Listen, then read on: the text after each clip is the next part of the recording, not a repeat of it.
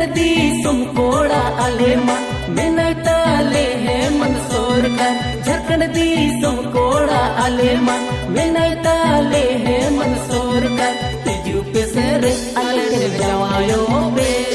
मन बीची पोची सो कतन एकाउंट रे हिजू काना खटा खाट मन बीची पोची सो कतन एकाउंट रे हिजू काना खटा खाट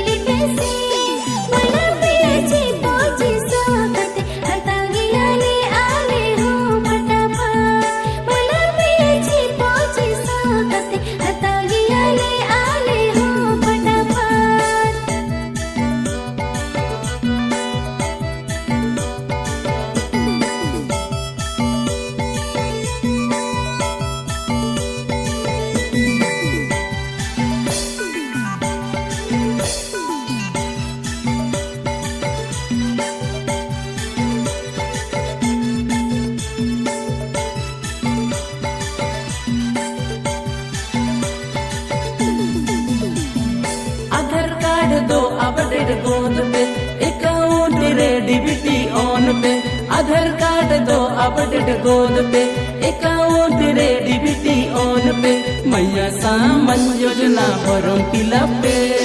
मैंने पीछी पोची सो कतल अकाउंट रे हिजू तापे खटा खाट मैंने पीछी पोची सो कतल अकाउंट रे हिजू तापे खटा खाट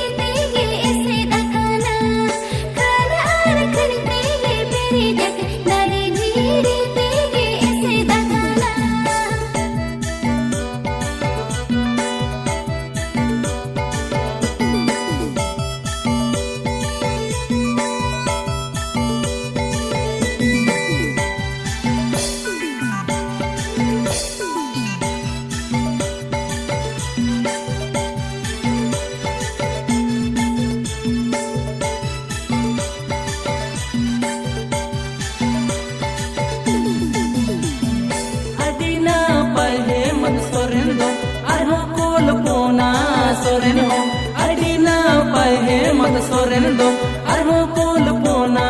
सोरेन हो आदिवासी आवो सांदर लगिन दो दुख सुख बेड़ा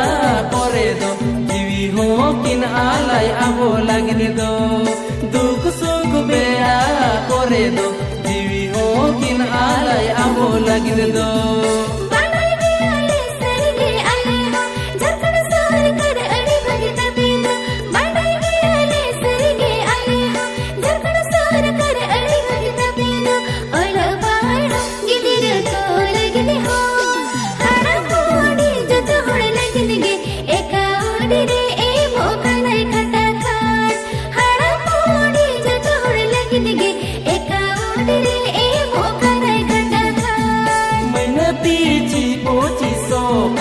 अकाउंट रे हिजू काना खटा खाट मैना पीछे पोची सो कते हतांगी